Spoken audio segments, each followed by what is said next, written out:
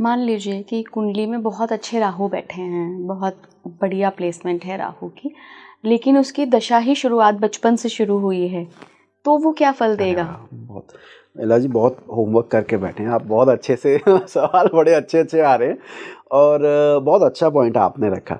एला जी, इसका आंसर ये है कि शास्त्रों में हर एक ग्रह के लिए एक आइडियल एज बताई गई है। कहते हैं चंद्रमा अगर बाल्यावस्था में आए तो बहुत आपका जो क्या बोलते हैं सेंसिटिविटी है वो बढ़ जाती है। समझिएगा, अच्छा नहीं बोल रहे हैं वो क्या कह रहे हैं, चंद्रमा जो कि बाल अवस्था का कारक है, अगर वो बचपन में दशा आ जाए तो आपको की सेंसिटिविटी बढ़ जाएगी। मतलब आपको छुई मुई की तरह बच्चे होंगे, जैसे बच्चों का होता है ना कि सर्दी लग गई, जुकाम हो गया, परेशानियां आ गई, परेशानियां ज़्यादा आएंगी अगर चंद्रमा बाल्यावस्था में आए। तो जिनका भी रोहिणी नक्षत्र है, भगवान श्री कृष्ण से ही चालू करते हैं, अभी कृष्ण भगवान का नाम भी आया, तो जितनी हार्डशिप उन्होंने बचपन में देखी, कोई राक्षस इतनी तरह के, तो ये चंद्रमा बाल्यावस्था को बताती है। मंगल आपकी टीनेज लाइफ को दिखाती है, टीनेज नहीं बोलेंगे इसको, बोलेंगे जो ये हमारा 19 से लेके 23 साल, नौजवान शब्द बोलते हैं ना, ये नौजवान खड़ा हुआ है। अब पता नहीं नौजवान क्यों बना होगा, बाद में कोई दर्शक बताए तो बताए नौजवानों की ताकत एक में या किस वजह से, लेकिन जिस एज में आप रिस्क लेना की सोचते हैं ना कि बस पेरेंट्स के ऊपर डिपेंडेंट है, अब तो मैं खुद कमा सकता हूँ, ये वो मास वाला फिर उस समय मास आए तो ये फीचर बढ़ जाता है, क्योंकि एनर्जी है। ठीक है, कुमार अवस्था में मरकरी आए, कुमार मतलब टीनेज लाइफ में जब आप पढ़ रहे हैं, क्योंकि बुद्धि चाहिए। हाँ, बहुत बढ़िया। वहां पर वो आए तो हम कहते हैं ये बहुत इंपॉर्टेंट हो गई, क्रूशियल हो गई है। यहाँ पर मैं एक चीज कहना चाहूंगा कि अच्छी बुरी नहीं करते इसको, क्रूशियल वर्ड यूज करते हैं। बिल्कुल बिल्कुल, क्योंकि अब मरकरी आ गया और वो भी आपकी पढ़ाई के समय, तो आपका दिमाग तो चल रहा है, ये तो पक्का है, पर कहाँ चल रहा है ये देखना जरूरी है कि आप पढ़ाई पे ध्यान दे रहे हैं कहीं और दे रहे हैं। इसी प्रकार अब आपने राहु की बात की, राहु के लिए जो सबसे अच्छी एज बताई गई वो बताएगा 35 के आसपास आए।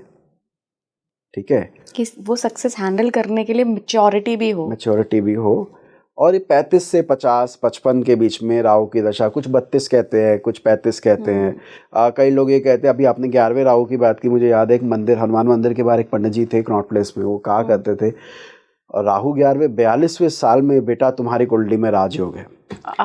तो अभी जिसके बारे में भी आपने पूछा होगा, देखना 42 में कुछ हुआ या अभी होना है या हो चुका है तो बताइएगा।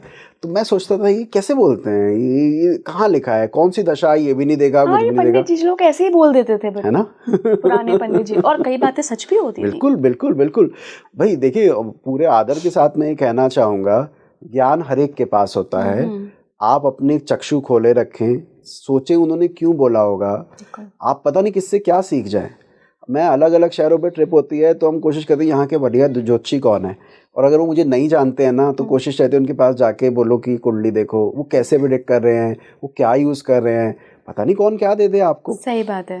तो वो 42वें साल मैंने इसीलिए बताया, मैं इस एवरेज एज को 32 से लेके ये 55 के आसपास का जो ये विंडो है, इसमें हाँ, इसमें राहु आए तो ज़्यादा बेहतर है, क्योंकि उसी समय वो विद्वता चाहिए, और बृहस्पति का भी यही टाइम है बाय द वे। राहु और बृहस्पति में बहुत सारी चीज़ें कॉमन है। कैसे, आपने कलयुग में राहु के रोल के बारे में थोड़ी देर पहले बात की, ज्ञान समझना, चाहे उसका इस्तेमाल आप दूसरी तरीके से कर रहे हैं, लेकिन वो सारी चीज़ें हम राहु से जोड़ के देखते हैं। अभी तो AI आ गया है, चैट GPT आ गया है, सब तो राहु वाले हैं। आप अभी एक बात और भी कह रहे थे कि राहु कलयुग में बहुत महत्वपूर्ण हो जाता है, और अभी जिस माध्यम से हम जुड़ रहे हैं वो भी राहु वाला है।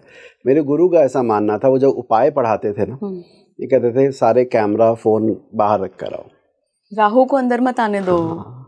कह रहे तुम नहीं सीख पाओगे। तो राहु उसको भी इंडिकेट करता है।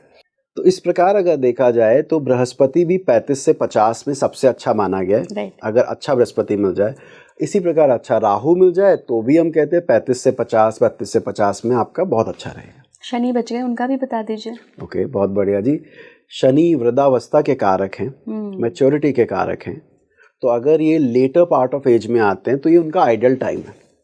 पर इला एक आपसे मैं बात शेयर करना चाहूँगा, अगर किसी के बाल्यावस्था में शनि आ जाए, अभी छोटा है लेकिन शनि अच्छा बैठा हुआ है, आप देखेंगे उम्र से पहले मैच्योरिटी आ गई है, ओल्ड सोल बोलते हैं ना हाँ, ऐसे ओल्ड बच्चों सोल को। बोलते हैं, बिल्कुल आप सही कह रहे हैं।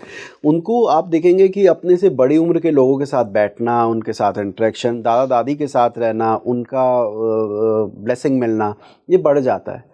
तो मैंने जो बताया कि ये तो वो सेंसिटिव या क्रूशियल टाइम है जहाँ ये आए तो हम कहते हैं इसका तो असर आएगा ही। अब जैसे बुढ़ापे में शनि नहीं आएगा तो कब आएगा? तो कहते हैं भाई 55 के बाद जब वानप्रस्थ का समय आ रहा हो तब शनि महाराज आ जाएं तो भैया हर चीज़ से मोह भंग हो जाएगा, क्योंकि शनि विरक्ति का कारक है। इस अवधि में आए तो अच्छा है। अब वही, अब कोई कहे शनि जी 20 साल की शादी के टाइम पर आ रहा है, 20 या 25 साल में आ रहा है, शनि अभी आ गया?